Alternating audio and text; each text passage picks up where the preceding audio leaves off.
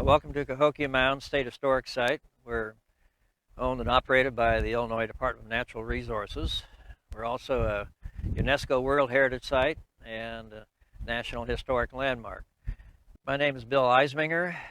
I've been working here at Cahokia Mounds since 1971. I actually just retired last January, January 1st, 2020, and been here for 49 years in various capacities. My background is archaeology. I got my undergraduate degree from the University of Oklahoma in anthropology and my master's in anthropology at SIU Carbondale. And been working here ever since I got out of graduate school. I was lucky enough to have worked here as a shovel hand at one point back in 1968 and kept in contact with people I'd worked with and was offered a job right after I graduated from SIU Carbondale. So I've never thought about going anyplace else. This is starting out at the largest archaeological site in the country, it's hard to think of something else I'd rather do. So I've been here and I've been involved in many different aspects of programs and education and archaeology and interpretation here at Cahokia. The state of Illinois has operated the site since 1925. Started out as about 144 acres, which included Monk's Mound, which you see behind me, and some of the property that we're standing on here. But there, at that time and a little bit later, there eventually was a subdivision here of about 60 houses that was built in mostly the 1940s and 50s. So over time, the state has made commitments to improving the site, expanding the site. Our old museum used to be to the left of Monk's Mound and was basically a ranger's residence with one room that they call the relic room, where they had displays of artifacts that are mostly on loan from various local collectors and a few other sources. When I started here with Jim Anderson in 1971, we were hired by the Illinois State Museum, which went into a cooperative venture with the Illinois Department of Conservation, which owned the property at that time. And we were assigned to develop the old museum into a better facility and to develop educational programs, public events, do some archaeological research and a number of other things. So that was in 1971. Over a number of years, we did have other people who helped with that project. In 1975, Conservation Department took back over the operation that we've been doing with the State Museum. Rather than having two agencies here at one time, it was kind of there were some conflicts from time to time. So we transferred to Department of Conservation. Then in 1985, what had been the Historic Sites Division of the Department of Conservation was split off by the governor to create a new agency, the Illinois Historic Preservation Agency. And that lasted until a few years ago when another governor dissolved the agency and merged us into the Department of Natural Resources. There's been a variety of governmental agencies and personnel that have changed over the years. I guess I'm one of the few that's been here that whole time to see all those changes. But over the time, we developed all kinds of programs to help tell the story of Cahokia. The old museum, when we first got here, was just basically half-empty exhibit cases and a few other things. So we decided to take over that whole building and develop other rooms. And over time, we had over 30 exhibits in the old museum, and a small theater, a little gift shop. And we wanted to really tell the story of Cahokia, not just by artifacts, but by the aspects of the culture that people that made these artifacts. And so instead of just showing an artifact, we are also showing how it was made, from the raw material to the finished product. We saw how it fitted into the culture that was here, which we call the Mississippian culture. And we did that in many different ways. We developed a lot of public events and programs. We started having activities like Kids Day. We had Rediscover Cahokia Days. These were public gatherings with thousands of people showing up to see the site, do tours. We did a lot of educational programs with schools, and we also started working with the Native American community with some of our art shows and other powwows and other kinds of special events. So there's been a lot of changes through time in the way we've approached these activities and events. And with our coming of our new facility, the Interpretive Center that opened in 1989, a lot of our focus was more, I guess you'd say, on the emphasizing Cahokia as a city, the urban nature of Cahokia. And this was done through an exhibit firm that was hired to design the exhibits. We told them what we wanted to go into them. It was up to them to come up with the methodology to display that information, and to also hire the exhibit preparators and the audiovisual programs and other things. And what we've done with the exhibits here is done sort of an island concept, where each island has a different topic or theme. And this includes both artifacts and graphics and murals and maps and audiovisual presentations that really fill in all those little details that some of the old museum didn't. And trying to understand more about this Mississippian culture, not just here at Cahokia, but as part of a larger phenomena throughout the eastern North America region. So and since then, we've also, in 1989 we opened, we've done some major revisions to some of the exhibits as we gain new knowledge. Archaeologists have been doing research for a number of years, and new information has come up. We've had to revise some of the text and the way we present the information as well, showing, again, sensitivity to Native American beliefs as well. And it's a continuing process. And we also have a capability of doing temporary exhibits. Some of these are prepared by our interns, or they're on loan from other institutions or museums. So we have a variety of ways of keeping the public involved. We have storytelling programs. We have Indian art shows. We have Kids Day. Again, we continued that and expanded it a little bit. We have Archaeology Day, and we have a winter lecture series in the good times. Right now, we're kind of handicapped by the COVID problem, but so we've had to cancel almost all our programs. In fact, the museum is actually closed right now. This is in December 2020. But we hope when things get better, we'll be open again and on a more regular schedule and be able to accept the public back. We keep the grounds open. People are still welcome to walk the grounds, and we do keep information by our front door. So it's just a difficult time right now, but it also is a time that gives us time to look at our programs and see if we want to make any additional changes or developments, or find other ways to present our information to the public through the media and through the internet and other kinds of programs. So we're exploring all those possibilities right now. Well, to give a little background, Cahokia is part of what we call the Mississippian culture. It's a tradition that we find throughout the Mississippi Valley in the southeastern U.S. So as you see in this larger map here, within the dotted line, is generally what we refer to as the Mississippian area, or Mississippian world. And some of the major Mississippian sites are highlighted here with the squares and labels, but there'd be thousands of smaller villages and towns and hamlets and farmsteads scattered between all these, and a lot of interaction, a lot of trade going on between them. We think a lot of what we call Mississippian really began at Cahokia and spread to these other areas, perhaps as a new religion or something else was developing here that people were attracted to. It really made Cahokia grow into the big city that it was. And I should mention that this was the largest prehistoric Indian settlement in America, the largest north of Mexico. At one time, it covered about 6 square miles, had about 120 mounds, population anywhere from 10 to 20,000 at its peak. So it's much more than just a village or a big town. So we use the term city when we talk about Cahokia and urban. It certainly was an urban center, but it didn't exist by itself. As we see in this other map here, there are other smaller communities, some very large actually, and where East St. Louis and St. Louis are today, there used to be major mound centers, about 50 mounds in East St. Louis and about 26 mounds in downtown St. Louis, and other mound clusters at the Mitchell site and the Pulcher site down by Dupa, Illinois. And again, a number of other communities may only have 1 or 2 mounds, but a lot of little hamlets and farmsteads. But it was all part of what we call Greater Cahokia.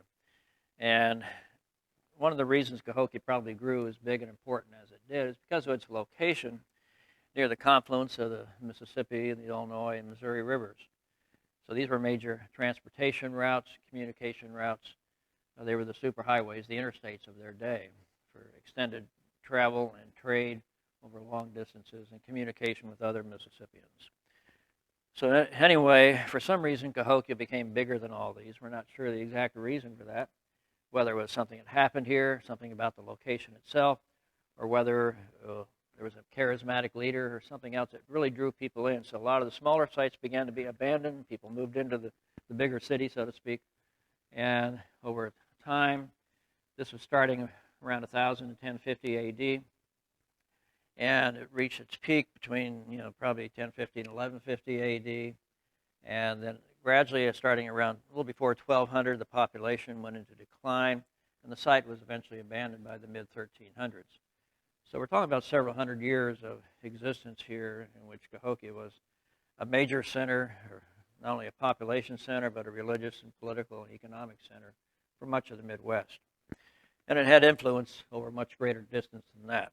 We're finding Mississippian sites in the south that have artifacts that came from Cahokia, also up into Wisconsin and Minnesota, other connections up there. So Cahokia's influence is very widespread over quite a number of centuries, actually.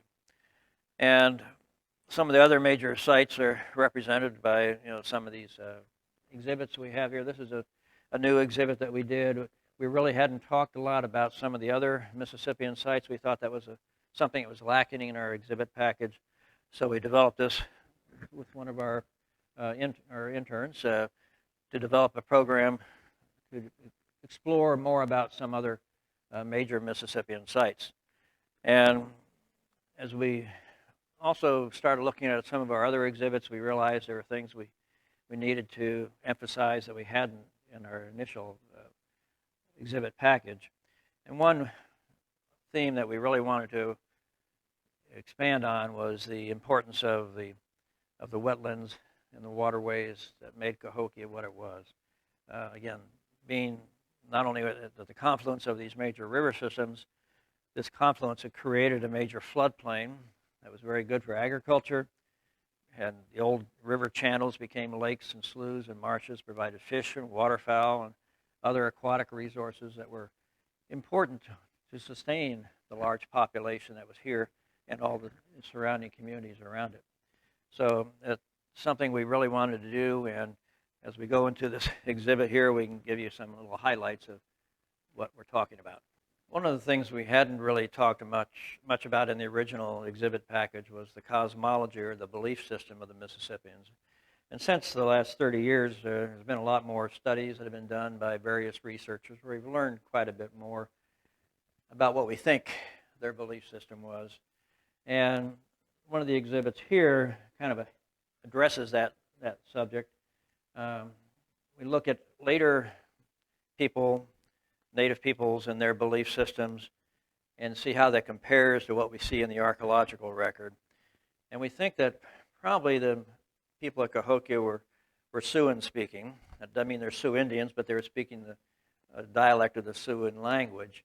But the Siouan speakers throughout the Midwest and the South share certain belief systems.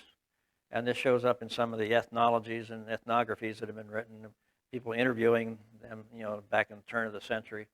And one of the things we see is that many of the Siouan-speaking peoples, and many other native peoples as well, believe in a three-tiered spiritual world, what we call the lower world, the middle world, and the upper world.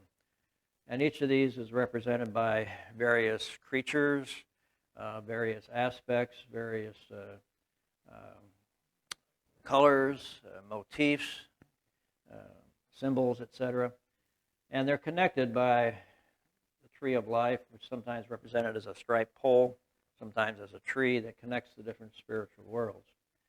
And so people are living in the middle world, along with most of the animals, and they're trying to strike a balance between forces of the upper world and the lower world.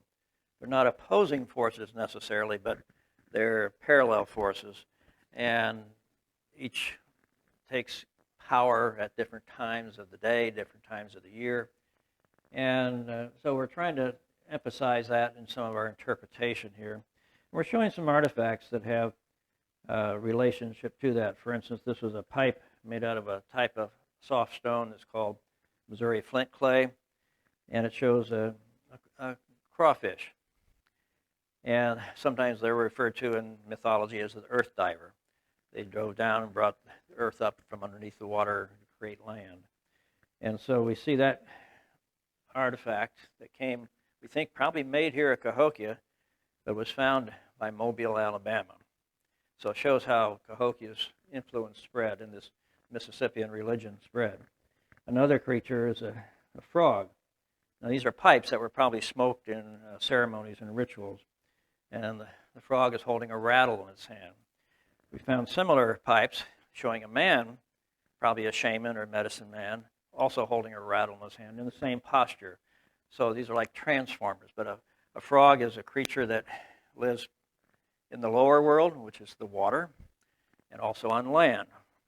And it transforms from a tadpole to a full-grown frog. So there's this kind of transformer, early transformer days, I guess you'd say. Creatures that can live in these different spiritual realms and have these special characteristics, are thought to have special powers. The shell here, this is a replica. In fact, these are casts of the original artifacts, and this is a replica here. But the shell comes from the Gulf of Mexico. It's a whelk shell. And these have been found at Mississippian sites and earlier sites as well. But during Mississippian times, we often see them engraved with designs or motifs that, again, are reflecting the mythology and the beliefs. And this particular one is depicting a birdman. Now, the birdman symbolism is very strong during Mississippian times. The sort of embodying different spiritual realms, with the bird representing the upper world and the man this world or the middle world. And the people who were probably, again, the priests within Mississippian society were thought to have special connections between these different spiritual worlds as well. So this motif here was actually found at a site in Oklahoma, Spiro Mounds in Oklahoma. They found hundreds of these whelk shell cups that were probably used to drink a special drink called the black drink, made from a type of holly plant that only grows in the southern part of the states. And it produces a euphoria, and also it's a cleansing of the body and the soul. Ilex vomitoria is the botanical name for it. It actually often makes you throw up, and again, cleansing the body before going off to battle or before engaging in different rituals and ceremonies. And we see examples of this kind of shell cup at many of the Mississippian sites. And another thing that was important to Cahokia's development here was the setting. We're in a major floodplain of the Mississippi River, and its confluence with the Missouri and Illinois. And this very fertile floodplain was very important for agriculture. And agriculture did begin at Cahokia. In fact, it began much earlier, maybe somewhere between 2,000 and 3,000 BC, where we see certain seed crops. First, probably squashes and gourds were domesticated by people during what we call the Archaic period, the late Archaic period. And they also were doing things like sunflower, maygrass, little barley, marsh elder, lamb's quarter. These all produce seeds. And what they were doing is saving the biggest seeds from the biggest plants each year and planting those the next year. And over time, they're producing much more productive plants. And so they're doing some beginning of domestication. So we can tell when we dig an archaeological site, looking at the seeds that we find that have been charred and burned or buried in a garbage pit, for instance, the difference between the seeds from the wild varieties of those plants as opposed to the domesticated ones. They're larger for the most part. So we can see in this chart here that we start with, squash and sunflower, and marsh elder, goosefoot, little barley, erect knotweed, and maygrass. Corn really doesn't come into importance in this area until about 900 AD. So for thousands of years, people were growing these crops that were part of what's called the Eastern Agricultural Complex. And this is something we hadn't addressed very much in our previous exhibits either, and we wanted to show about the origins of agriculture in North America and how it spread and how it led to the development of a place like this. So as corn eventually came in, it was added to this diet that already existed, this agricultural diet. And it allowed them to feed larger populations, have larger, more permanent type settlements. And that's what allowed Cahokia to exist, the fact that they were intensive agriculturalists. But they're still doing a lot of hunting and fishing and gathering of wild plants and nuts and berries and roots and leaves and things. But the agriculture was a very critical part that led to Cahokia becoming the dominant city that it did. As we look through the exhibit here, and this is a new diorama. It's only been here a few years now. But we're trying to show, again, some of the native crops that were being grown, both in the painted mural behind us and in the foreground. We have the reproductions of squashes and lamb's quarter, erect knotweed, and other plants that are native to this wetland environment. The cattail plants in the background were important for when they first emerge in the spring. There's one of the first crops, I don't call it a crop or not, but one of the first food-producing plants that we see. The early shoots could be eaten, the roots could be processed into a flour. As they matured, the leaves of the cattail plant were used to weave mats for covering their houses and for other types of basketry and things like that. So it was a very important plant in part of their round of plants that they relied upon. And as we move along, the backwater lakes that are old former channels of the Mississippi River became ponds and lakes and marshes and sloughs, and they're great resources for fish and waterfowl. We're on a major flyway for migrating ducks and geese in the spring and the fall, and so this is attractive, these kinds of environments for the aquatic birds as well as other aquatic life. So the Mississippians were making use of all these resources, and again, these coupled with what they're growing and through agriculture provided the economic base that allowed them to develop into a major center. As we look into the distance here, we can see a father and a son. They've been out, gathering things to take back to their village in their dugout canoe. And the dugout canoes were the main mode of transportation on water. They didn't have the birch bark canoes in this area because they don't have birch trees. But dugout canoes were very important for traveling. They had small ones like you see here. They'd be used for local transport on the lakes and backwater streams. But also they had larger ones.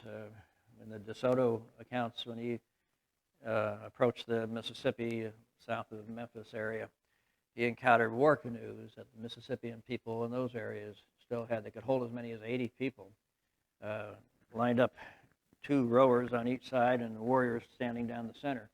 So just imagine something big enough, a tree big enough to create something that would hold that many people. So, and warfare or conflict was part of the Mississippian culture too. We see it increasing during Mississippian times, especially after about 1150 to 1200 AD.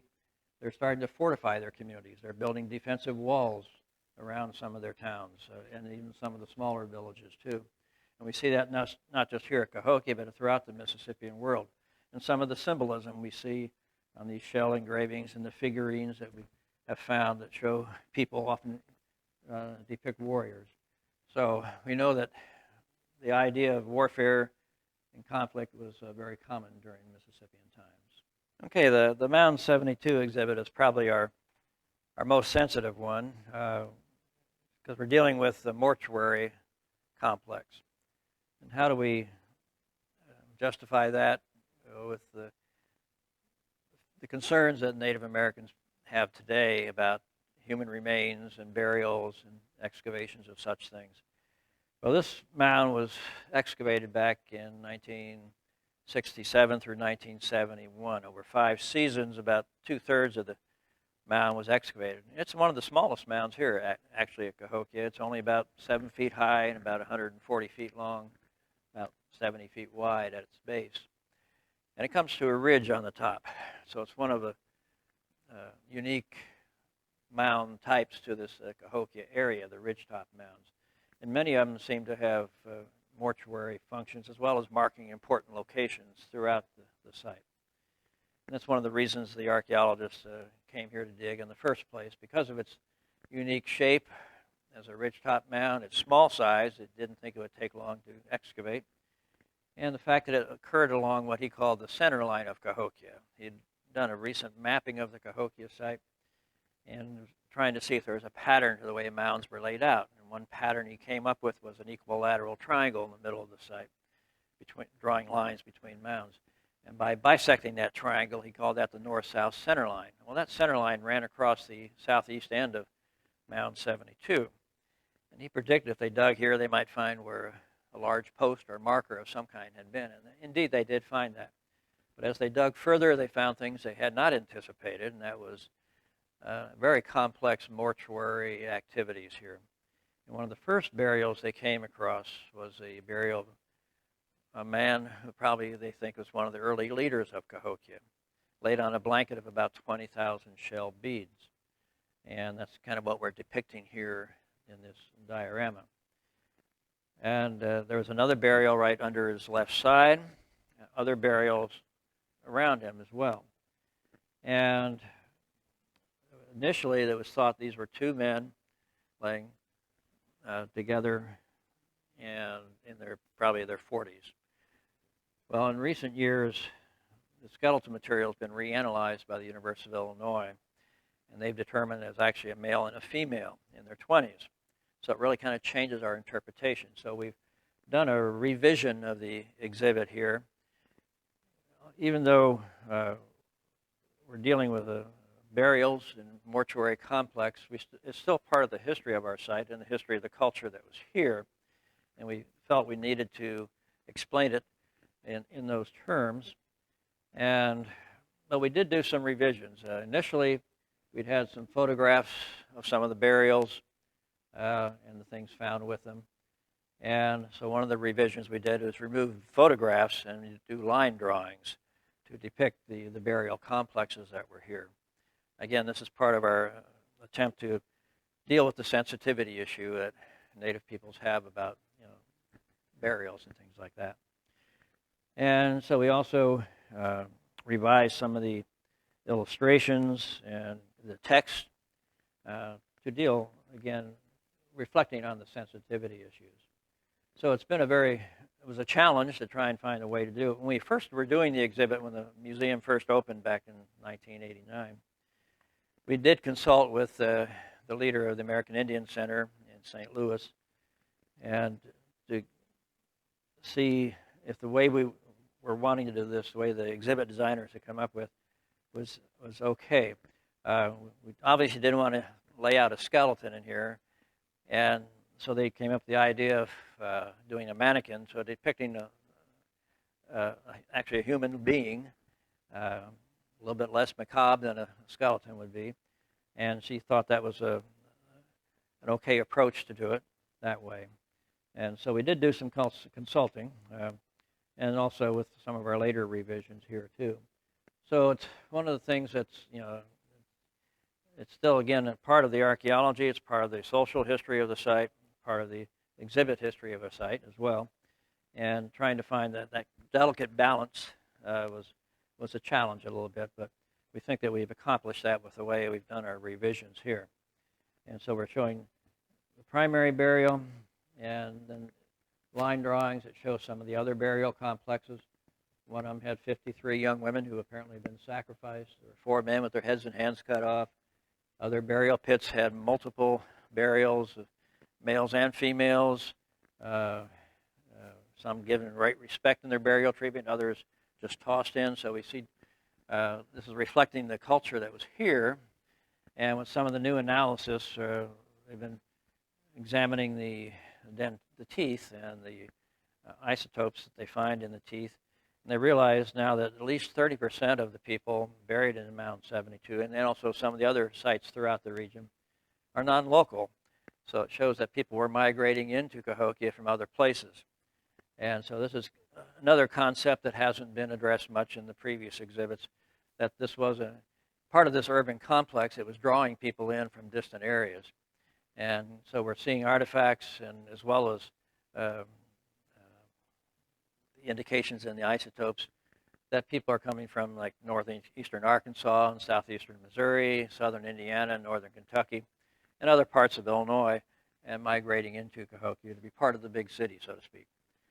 So it's all kind of ties together in the long run, and trying to understand more about what was happening here at Cahokia. So it is part of the history of the site, part of the story of the site, and we felt we still need to address that and try to make it in a sensitive manner. Well, one of our discussions with the exhibit designers was we wanted some kind of a wow factor, something that would really blow people away when they came here, rather than just having a traditional museum interpretive center. And the concept they came up with is what we call the mirror village, because the walls of this room are actually two-way mirrors. So when you look around, you see not just what's in here, but you see a reflection of that in the distance. So you see like an infinity box. It keeps repeating more and more into the distance. So you get the feeling of kind of being in a big community. And as you walk through it, you're also experiencing it. And we wanted to also, as part of that wow factor, on the other side of this wall over here is our orientation show and theater. People watch the orientation show. At the end of the show, it gets dark, and a 40-foot screen rises up, and they're looking out into this village. And as the sun comes up, it starts highlighting all these houses and people and features that are in here. And that's the wow factor, and that really worked and really impressed people. It still does. And also, we wanted to, again, have a museum that had more than just artifacts. Because in here, you can see people using artifacts. You can see the results of what they were building, what their houses were like, what the average house would be with the cattail mats over the walls and the prairie grass thatched roof. You can see a young man butchering a deer, a boy preparing hot rocks to take into a sweat lodge. You see a young girl grinding corn, her mother cooking in the background, and her grandfather in the distance. Youngsters, young girl chasing her brother who's stolen her little cattail doll. It's trying to put some humanity into the exhibits. These are people that had lives. They all had responsibilities in their lives, both young and old, male and female, people of high status and commoners. We're trying to show all that in our little area here that we refer to as the mirror box or the mirror village. And we think it's been a very effective way of getting people to experience it. Now, sometimes we get concerns from certain people about, well, the way they're dressed. And we're showing a summer scene, because that's when most of the activities would be represented. And we know from historical accounts that of Indian peoples, the clothing was somewhat sparse, shall we say, in the summertime. We also see in the figurines and other artwork made by people of Mississippian times that shows people, especially women, dressed that way. But so that's what we're trying to show here, and it actually goes over pretty well. There's only a few, maybe fundamentalists, that are a little more concerned about such things than the average visitor.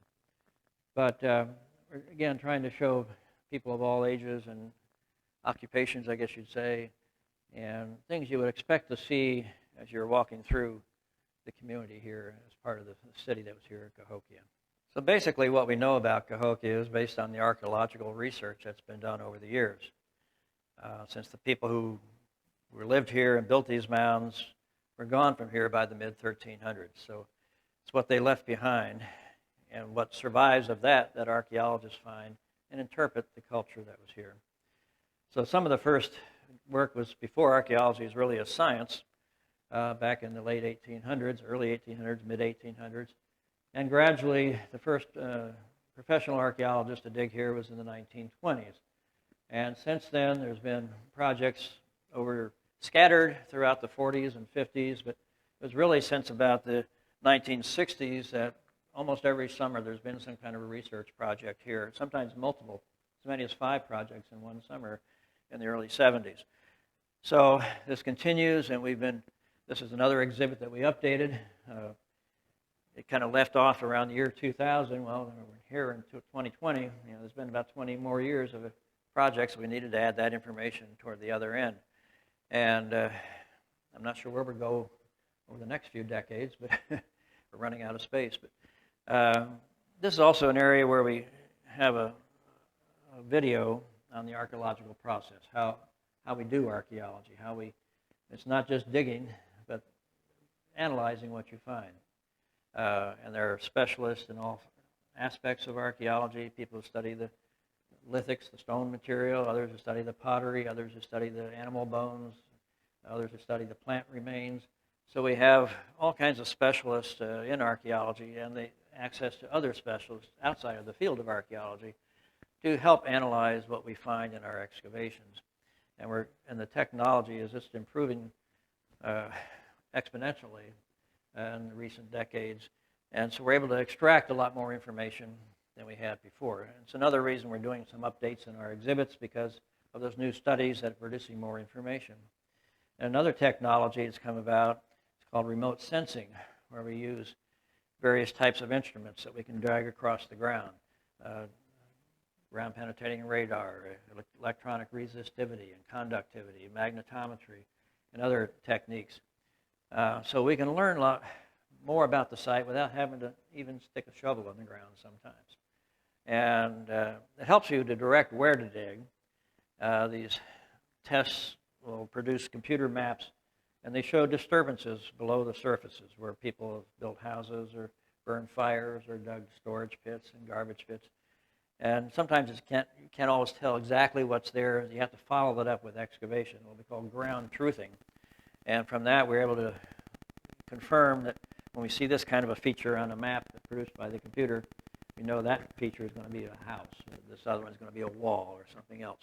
So it really helps to focus and direct a lot of our research and excavations. And we have projects, again, continuing almost every summer here. One of our main objectives here is that when people visit here and leave here, they go away with knowledge. A lot of people have preconceived notions about American Indian culture and American Indian society, and it's a kind of stereotype from what we see on TV or in the movies. And what we're trying to do is dispel a lot of the stereotypes. And the fact that, there is actually an Indian city here, an urban center, is one of our main objectives, and that's been kind of the background focus for a lot of the exhibits that we have here. And I think based on comments that people put in our guest book, that they're just really amazed at what we have and what we've done and the way they appreciate the way we've done it. Even the native peoples that come here really appreciate the way we've told the story of Cahokia. And so that's something we're proud of. We have very, very few people that ever give us a negative comment. I mean, it's almost 99% positive. And so we feel we've accomplished what we were trying to do and done it well.